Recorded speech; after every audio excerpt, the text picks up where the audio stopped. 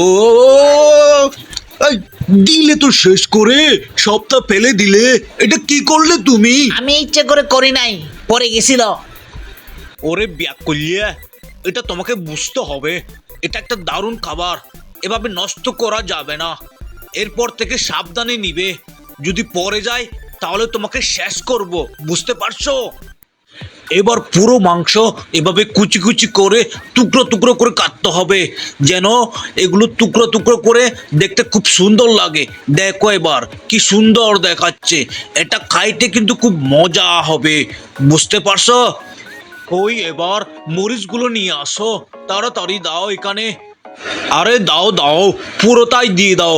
এরপর একটু জাকানাকা করে দেখো, এরপর কি গন্ধ বের হচ্ছে। আচ্ছা, আচ্ছা। মনে হয় মরিচ একটু বেশি হয়ে গেছে। আরে না না না, মরিচ মোটামুটি ঠিক ছিল। সাই আমি খেয়ে দেখি।